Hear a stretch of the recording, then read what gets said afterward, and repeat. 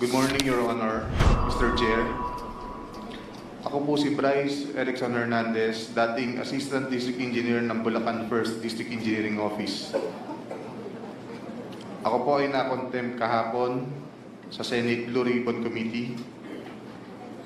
Habang ako po ay nakadetain, nakapag-isip po ako at nagdesisyon na maglabas ng ilang nalalaman ko sa flood control project base po sa aking natatandaan sa ngayon. Tama po si Senator Lacson na ang mga engineers ng DPWH ay tila naging legman o bagman na lang. Kung tatanungin niyo po ako kung sino o kanino kami naging bagman, sasagutin ko na po ngayon.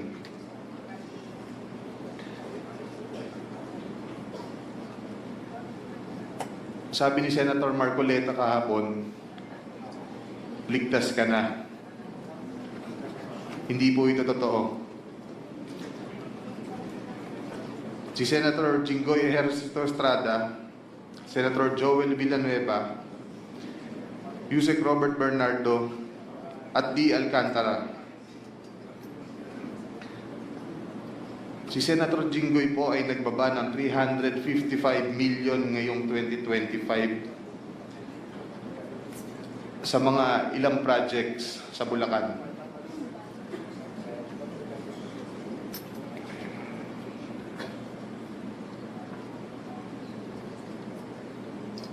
At ang sabi po ng boss ko dito ay 30% ang commitment dito.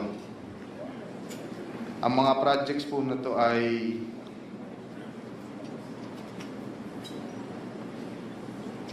construction of flood mitigating structure with pumping station and floodgate phase 3 sa Hagonoy, Bulacan. Flood control mitigating structure with pumping station and floodgate sa Malolos, Bulacan. Hindi ko na po babasahin lahat to. Isasama ko po to sa aking written statement. No, mahalaga pong basahin yung buong listahan ng mga proyekto. Sige po, These are Your the line items that everyone has been talking about, so I think the nation deserves to know which particular line items that are in the GAA that are being implemented for these particular personalities. Mr. Chair, may I also request that he be directed to read the entirety of his salaysay? Yes, yes. And not to select portion of his salaysay. Yes, he will. I think he will be required to read the entire, but we need the specific line item in the General Appropriations Act to be able to tie these particular projects to political personalities, not just DPWH engineers, not just contractors. Please proceed. Mr. Chair, may I also ask that the amounts also be read? Yes, I think if it's it, important that the public will also know the yes, if amount. it is available, Engineer Hernandez, please mention the amount as well. Mr. Chair, saglit na interjection lang. After the statement of Sir Bryce, may we have the copy of his statement para po makapagtanong din yung mga members based on his ongoing statement, Mr. Chair. Maraming salamat. If that is practicable, Deputy Speaker, we will ask him to do it, but it is a written, handwritten statement. So I think we have to listen to his entire salaysay first. Please proceed with the line items, please. Let me repeat it, Your Honor. First, construction of flood mitigating structure with pumping station and floodgate, phase 3, Barangay Mercado, Hagonoy, Bulacan, with an allocation of 60 million pesos. Number 2, construction of flood mitigating structure with pumping station and floodgate at Mambog Creek, phase 3, Malolo City, Bulacan, with an amount of 45 million pesos. Construction of flood mitigating structure with pumping station and floodgate, phase 3, Barangay Iba, Hagonoy, Bulacan, amounting to 60 million pesos. Construction of flood mitigating structure with pumping station at Calero Creek, phase 3, Malolos City, Bulacan, with an amount of 50 million pesos. Construction of flood control structure including pumping station and floodgate, phase 3, Barangay Mayto, Kalumpit, Bulacan, with an amount of 60 million pesos. Construction of flood mitigation structure with pumping station and floodgate at Barangay Santo Rosario Creek, Phase 3, Malolo City, Bulacan, with an amount of 40 million pesos. And last, construction of flood mitigation structure including pumping station and floodgate Phase 3, Barangay Carillo, Hagonoy, Bulacan, with an amount of 40 million pesos. And all of that with a total of 355 million pesos, Your Honor. This is supposedly the allocation of which political personality? Senator Jinggoy Ejercito Estrada po, Your Honor.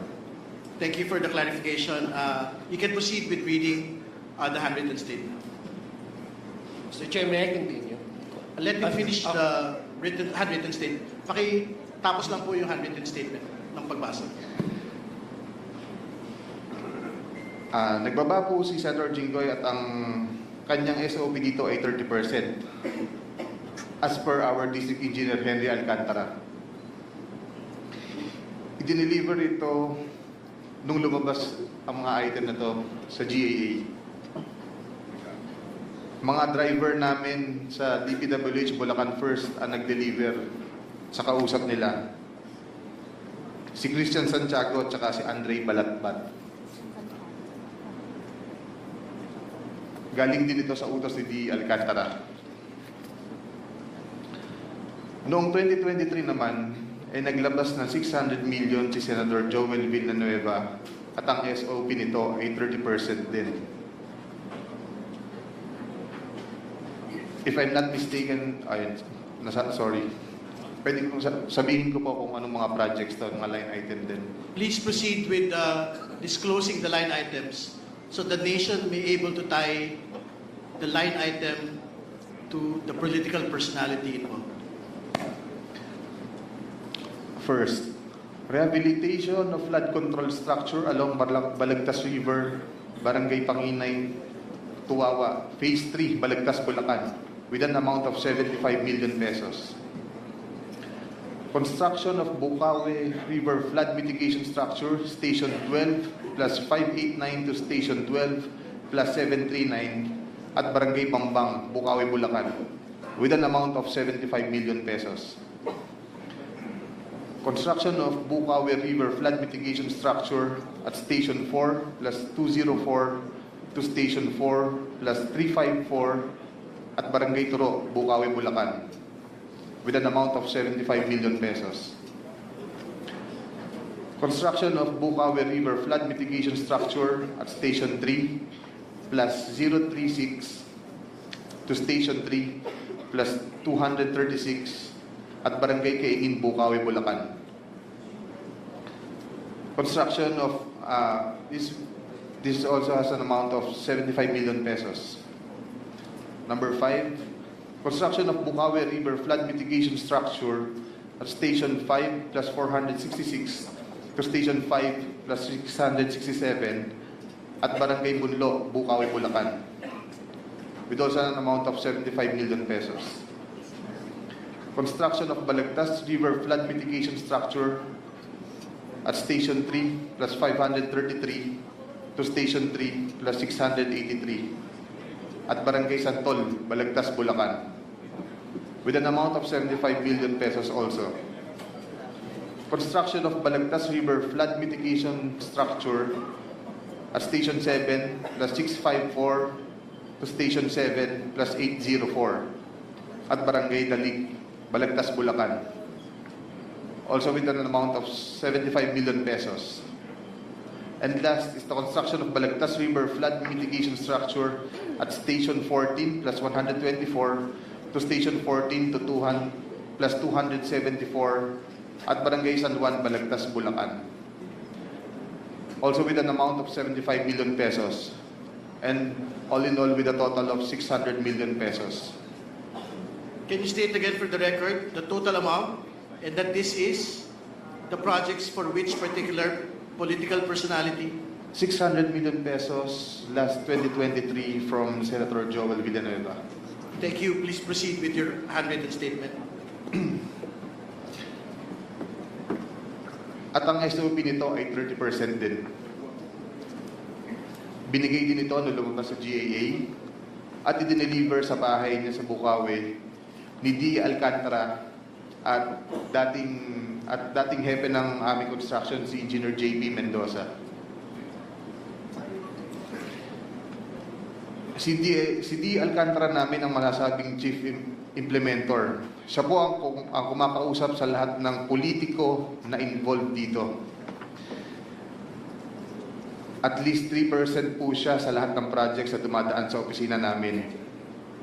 At pinapasabi pa nga sa amin sa mga kontraktor na kung gusto nyo magkaroon ng maraming projects sa susunod, ay magbigay kayo ng additional na 2% sa kanya. Parang finder's fee daw. Si D.E. Henry Alcantara po ang usually nagde-deliver sa mga politiko at kay Yusek Robert Bernardo po. Pasensya na po, ito pa lang po ang aking mga masasabi sa ngayon. Mabigyan lang po ako ng sapat na oras pagkakataon na makausap ang aking mga abogado. Handa na po akong maglabas ng lahat ng nalalaman ko pa. Maraming salamat po. Mr. Chair,